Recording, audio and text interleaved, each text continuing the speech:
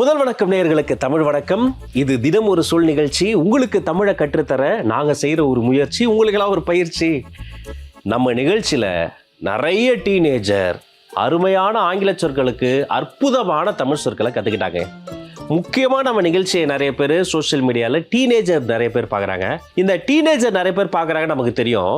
ஆனால் இந்த டீனேஜருக்கு தமிழில் தூய தமிழ் சொல் ஒன்று இருக்கே, அது என்னன்னு தெரியுமா? வாங்க தெரிஞ்சுக்கலாம். இன்று நாம் பார்க்க இருக்கிற சொல் டீனேஜர்.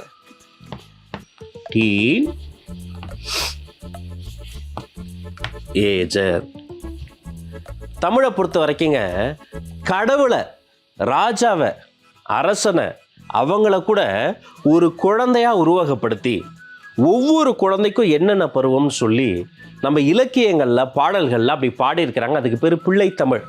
நீங்கள் அது கேள்விப்பட்டிருப்பீங்க, ஸ்கூல்லையே நீங்கள் படிச்சிருப்பீங்க.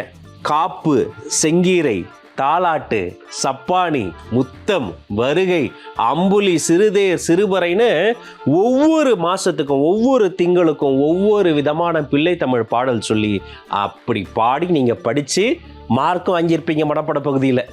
அது பிள்ளை தமிழ். ஆனால் வளர்ந்த பிள்ளைகளுக்கு, டீனேஜர்னு சொல்கிறதுக்கு தமிழில் அந்த பிள்ளைகளுக்கு என்ன வார்த்தை இருக்கு? Teen age. ஏஜர். ஏஜ்னா என்ன? வயசு. இது வாலிப வயசு. இது வருத்தப்படாத வாலிபர் சங்கம் மாதிரி வடிவேல் சொன்னார்ல, வாலிப வயசு. இந்த ஏஜை வயசுன்னு சொல்லலாம். இன்னும் சரியா பருவம் அப்படி சொல்லாங்க. இதாங்க சரி. யோசிச்சு பாருங்க, வயசுக்கு மட்டுமா பருவம் சொல்றோம்?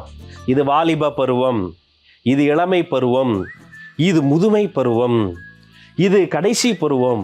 மழை காலத்துக்கு சொல்லுவோம், வெயில் காலத்துக்கு சொல்லுவோம், பயிர் காலத்துக்கு சொல்லுவோம், உயிர்களின் காலத்துக்குன்னு சொல்லுவோம். அப்படி ஒப்பற்ற தமிழால் ஒவ்வொரு விஷயத்துக்கும் அழகா சொல்லக்கூடியது பருவம். டீன் அப்படிங்கிறதுக்கு என்ன சொல்றது? சும்மா கெஸ் பண்ணுங்க, நீங்க கெஸ் பண்ணுங்க. டீன் என்ன சொல்லுவேன்? டென்னா? அது இல்லப்பா, டென்னுனா 10. இது டீன். அதாவது இந்த டீன்கிறது எங்கிருந்து வந்ததுன்னு அதோடைய வேற முதல்ல புரிஞ்சுக்கங்க. இப்போ இங்கிலீஷில் 1 2 3 சொல்லுங்க. 1 2 3 4 5 6 7 8 9 10 முடிஞ்சதா? இந்த 10லேருந்து 20 வரைக்கும் பாருங்க. 11 12 முடிஞ்சதா? அடுத்து ஸ்டார்ட் ஆகுது பாருங்க. 13 14 15 16 17 18 19. இந்த வயசுல இருக்கவங்க எல்லாருமே டீன் முடியுது பாருங்க. அந்த டீனேஜ் தான். உங்களுக்கு எளிதில் புரிய வேண்டும் என்பதற்காக இப்படி நான் சொன்னேன். நீங்க அழகா மனசுல எடுத்துக்கலாம். அப்ப 12 வயசு வரைக்கும் அப் டு 12 அவங்க குழந்தைங்க தான். அப்ப அந்த டீன் பருவத்தை என்ன சொல்லலாம்னா, நம்ம தமிழ் என்ன சொல்லுவோம்? 12 13 14 15.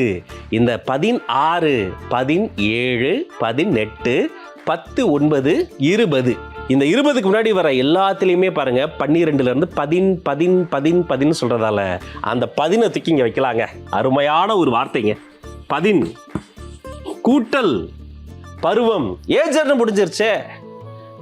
ஏஜர் எப்படிங்க சொல்றது? இந்த பருவம்ல இம்மு வருது பாருங்க, அதை தூக்கிட்டு பருவத்தினர்னு போட்டுக்கலாம்.